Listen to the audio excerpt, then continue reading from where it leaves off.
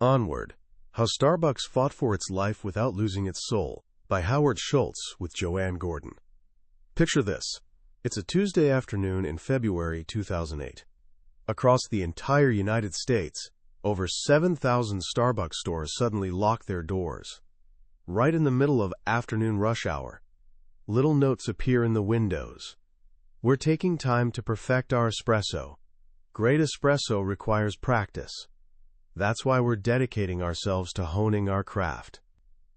Can you imagine the scene, the confusion on people's faces, news crews scrambling to film shuttered storefronts?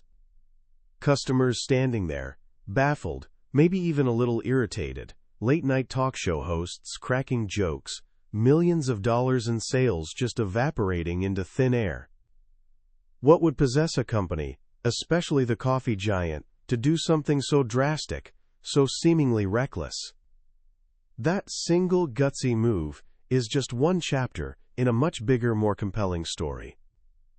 It's about a company that climbed to the absolute top of the mountain, only to find itself sliding toward the edge, losing the very essence that made it magical. And it's about the man who built it with his own two hands, walked away, and then had to come rushing back to save it from falling apart, and maybe more importantly to rescue its very soul.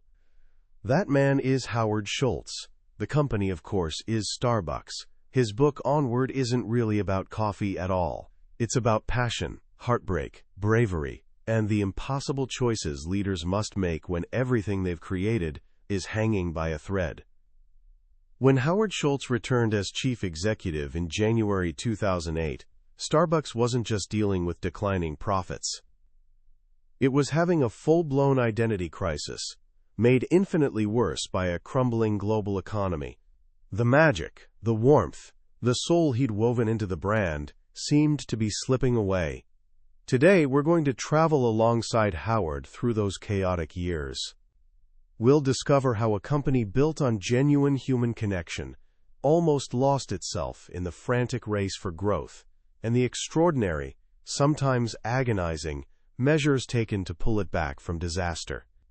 By the time we're done, you'll understand not just how Starbucks survived, but the timeless wisdom hidden in its struggle, lessons about leadership, about protecting your core values even when it's painful, and about the difference between simply running a business and creating something that truly matters.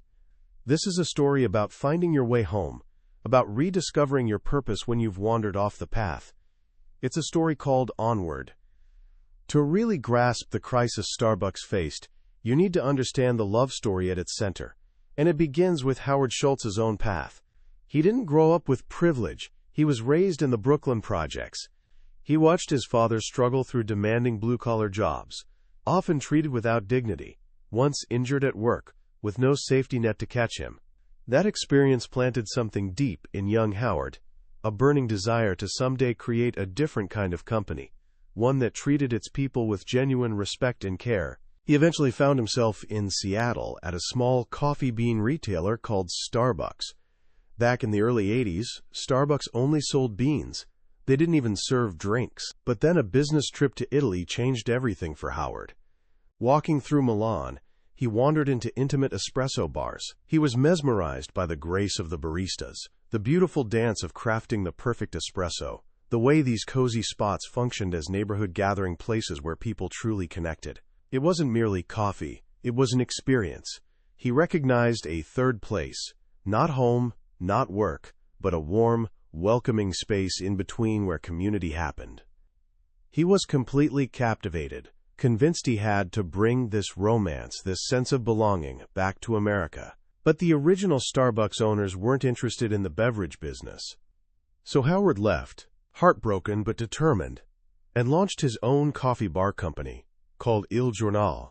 He poured everything into it, even penning his first memo to employees, outlining a vision built on quality, ethics, and customer loyalty, signing off with a single word that would become his rallying cry, Onward. Then fate intervened. The original Starbucks owners decided to sell.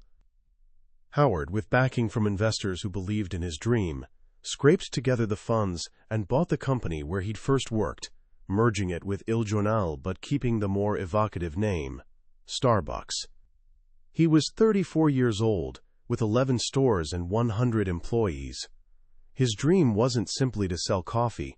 It was to build that different kind of company, one that balanced profit with social conscience, treating employees, partners, as he called them, with unprecedented dignity, offering even part-timers health insurance and stock options. That reservoir of trust with his people, he believed, was the bedrock of everything else. For years, the dream soared beautifully. Starbucks expanded, introducing millions of Americans to espresso, lattes, and that third-place experience.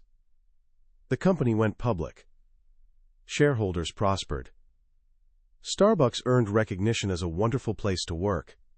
Howard had built something genuinely special, something infused with humanity. But by 2000, after nearly 15 years running the show, he felt restless, perhaps even a bit bored. He stepped down as chief executive, becoming chairman to concentrate on global strategy, handing daily operations to his trusted colleague Orrin Smith. And that's when things slowly began to unravel, almost invisibly at first. Under Orrin, and later his successor Jim Donald, Starbucks accelerated its growth at breakneck speed. Store numbers exploded, pushing into suburbs and smaller towns, opening kiosks inside supermarkets. Lines stretched longer, and the solution always seemed to be, open more stores, faster. The focus shifted. Wall Street demanded relentless growth, quarter after quarter, and Starbucks became fixated on hitting those targets. The company started obsessing over comps, comparative store sales, above everything else. Howard, now chairman and focused on international expansion, started feeling uneasy. Traveling the world, visiting hundreds of stores, he sensed something was absent. The soul. Small decisions, made for efficiency and growth, were collectively chipping away at the experience. New, taller espresso machines created a barrier between barista and customer, killing the intimate theater he cherished. Pre-ground coffee, shipped in flavor-locked bags to save time, robbed stores of that intoxicating aroma of freshly roasted beans. Store designs felt less inviting, more generic. The emphasis on speed led baristas to re-steam milk, destroying its natural sweetness. Training sometimes fell short. Then came the breakfast sandwich. Introduced to boost sales and satisfy customer requests, the smell of melting cheese and sizzling sausage began overpowering the sacred coffee aroma Howard treasured. To him, it symbolized exactly how far Starbucks had drifted. "Get the sandwiches out," he pleaded, but as chairman without daily control, his hands were tied. The company desperately needed those sales. He felt like an outsider in his own creation. Veteran partners started approaching him privately, voicing their own worries about the relentless push for growth at any cost. The company felt like it was watering down the Starbucks experience, becoming just another commodity. On Valentine's Day 2007, Howard sat alone at his kitchen table and poured his heart into a memo to his senior leaders. He laid out his concerns: the vanishing romance, the missing aroma, the erosion of what made stores special. Over the past 10 years, he wrote, "We have had to make a series of decisions that, in retrospect, have led to the watering down of the Starbucks experience." He wasn't pointing fingers. He felt everyone, himself included, shared responsibility. He desperately wanted to spark an honest conversation to steer the company back to its roots before it was too late. And then the memo leaked. It surfaced on a gossip website called Starbucks Gossip and exploded across the internet and traditional media. Howard was stunned, not so much by public criticism, but by the betrayal from someone in his inner circle. "Nothing is confidential," his former communications head Wanda Herndon told him bluntly. "This is the new reality." The leak became a turning point. Inside Starbucks, it dragged uncomfortable conversations into the open. Some partners felt validated. Others felt insulted or bewildered. His relationship with Chief Executive Jim Donald grew even more strained. Outside, the commentary was brutal. Analysts dissected his words. Critics celebrated. Starbucks seemed to be losing control of its own narrative. The incident also opened Howard's eyes to the massive shift happening online, the explosion of social media, blogs, the lightning-fast spread of information. Starbucks had no real presence to participate in these conversations, to share its own story directly. Around the same time, the first iPhone launched. YouTube was acquired by Google. Facebook opened to the general public. The world was transforming rapidly. Throughout 2007, Howard's frustration intensified. The subtle performance decline became more obvious. Customer traffic growth slowed to historic lows. The stock price dropped 42% that year. He felt like a captain watching his ship slowly take on water, powerless to change course. He started communicating directly with partners, bypassing official channels, which further strained relationships but confirmed his fears about the deteriorating store experience. By fall 2007, talking wasn't enough anymore.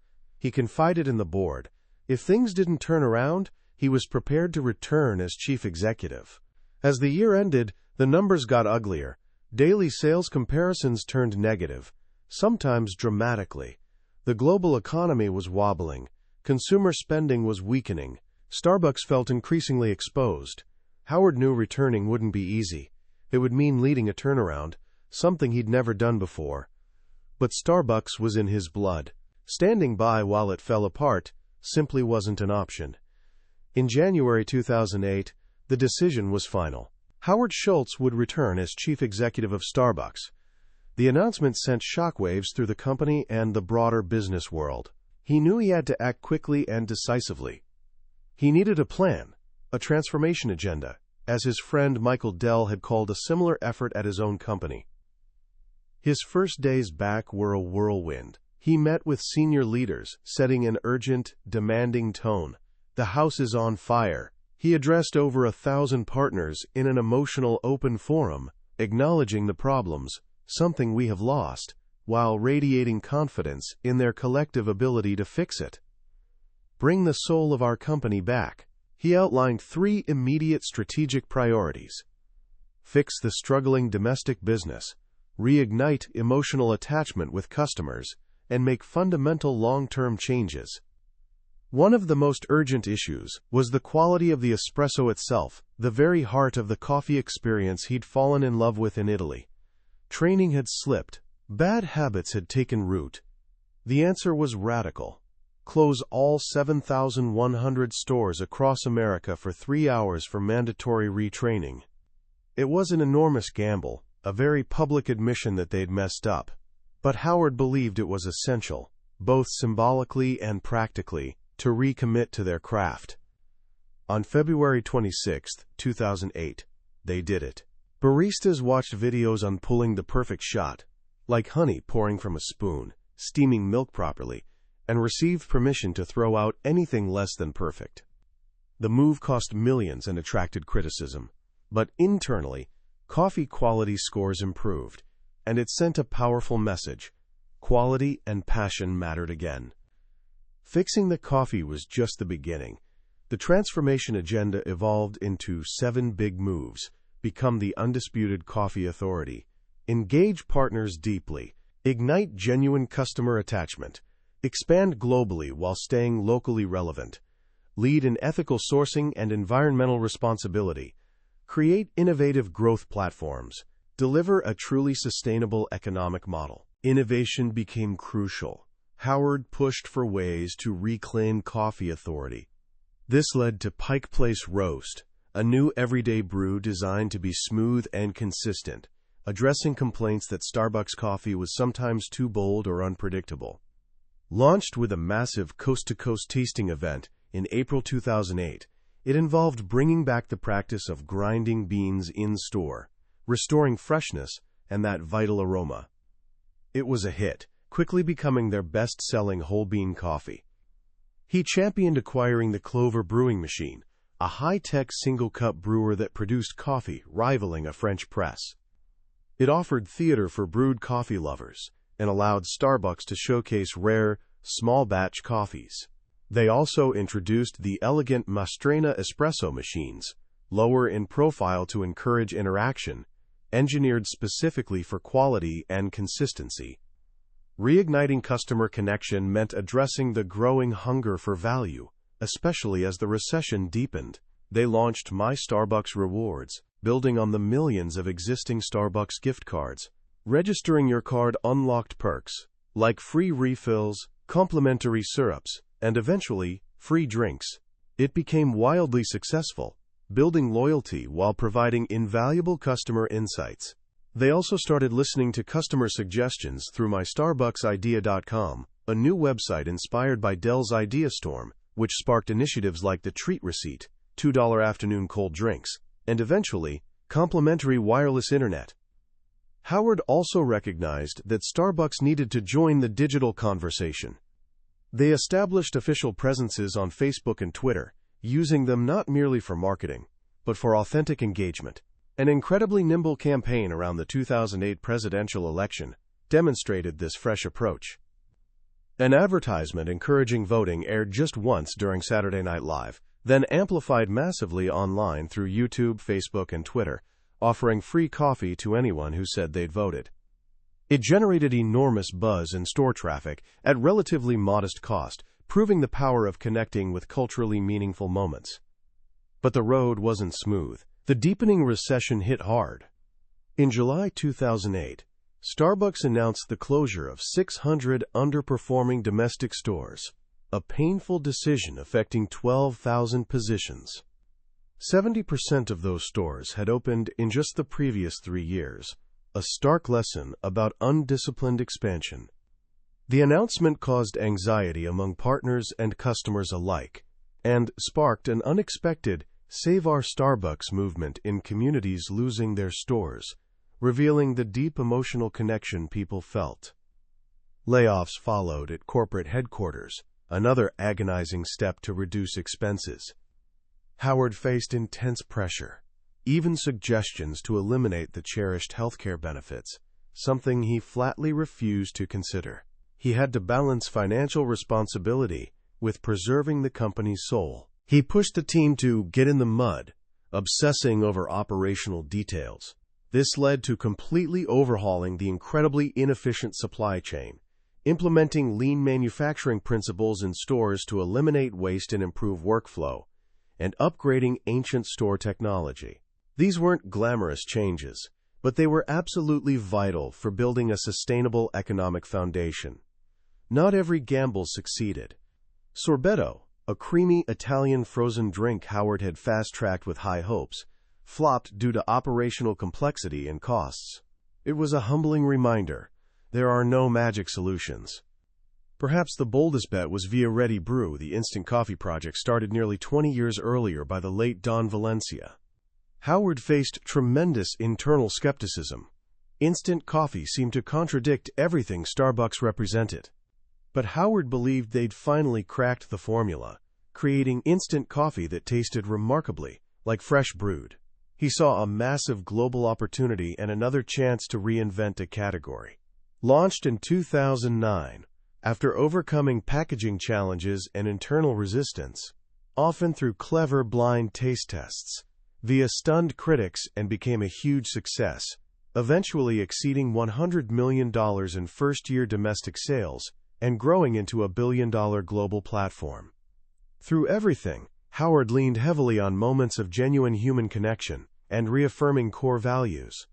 A deeply moving leadership conference in New Orleans, in October 2008, held right in the middle of the financial crisis, brought thousands of partners together to volunteer rebuilding the hurricane-ravaged city. It was a powerful reminder that the company's purpose extended beyond profits. He visited coffee farmers in Rwanda, reinforcing Starbucks' commitment to ethical sourcing and witnessing firsthand the positive impact the company could create, leading to a partnership providing cows to farming families. By the third quarter of 2009, the tide was finally turning. Profits were climbing again, costs had dropped significantly, sales trends were improving. Customer satisfaction scores were rising. The stock price began recovering. The transformation, as painful as it had been, was actually working. Starbucks emerged leaner, stronger, and sharper. They hadn't merely survived. They'd rediscovered their essence while building new capabilities for disciplined growth and innovation. The journey reinforced Howard's conviction that success isn't just about winning. It's about how you win. Staying true to your values, investing in your people, never losing sight of the human connection at the heart of everything. The fight for Starbucks' life had ultimately saved its soul, and the only direction to go was onward.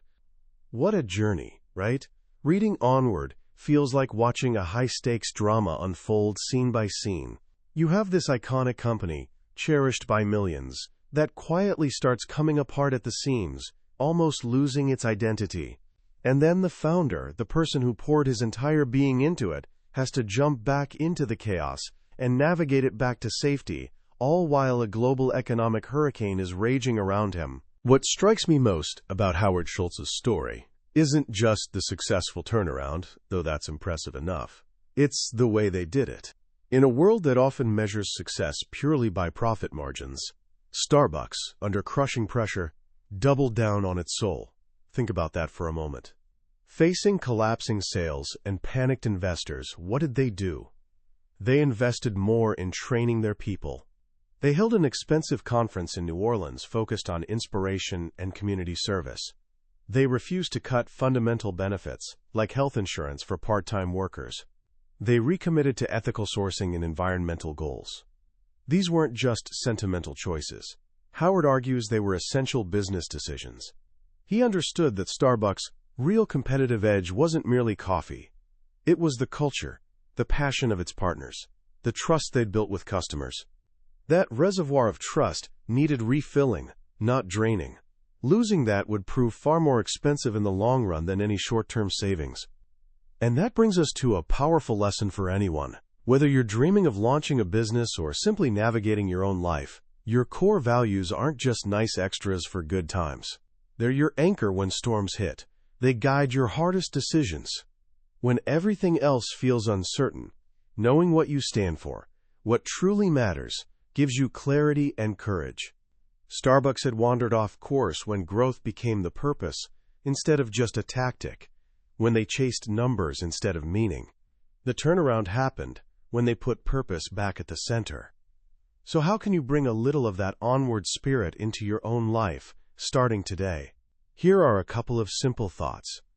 First, reconnect with your why. Just as Starbucks had to rediscover its soul, take a moment to reflect on what genuinely drives you. What are the core values you want to live by, whether in school, your future career, or your relationships? Write them down. Keep them visible. Let them guide your choices, especially the tough ones. Second, get in the mud. Howard constantly pushed his team and himself to return to the details, to understand the business from the ground up.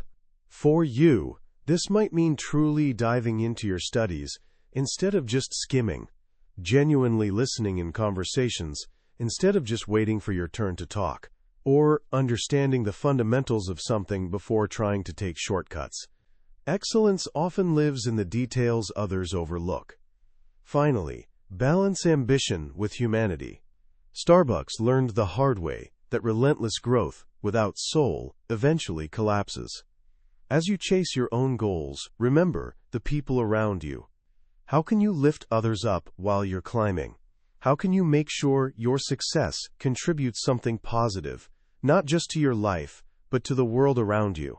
That balance, as Howard discovered, is where real, lasting success lives. This Starbucks story isn't just corporate strategy. It's a deeply human story about resilience, about leadership grounded in values, and about having the courage to face difficult truths and make hard changes to protect what matters most. That was the book summary of Onward, How Starbucks Fought for Its Life Without Losing Its Soul by Howard Schultz. We've covered the main themes of this incredible turnaround story today, but honestly, a summary is just a roadmap. The real treasure is discovered when you explore the territory yourself. Reading the actual book lets you feel the tension, understand the nuances, and connect with the human struggles and triumphs in ways a brief overview never can. If Howard's journey or the lessons about balancing profit and purpose resonated with you, I genuinely encourage you to grab a copy. It's more than just a business book. It's a masterclass in leadership and resilience that might just transform how you approach your own challenges. You can find a link to the book in the description below.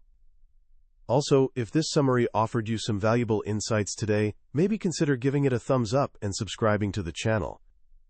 We explore transformative books like this regularly, aiming to uncover the wisdom hiding within the billionaire's bookshelf. Let's keep learning and growing together on this journey.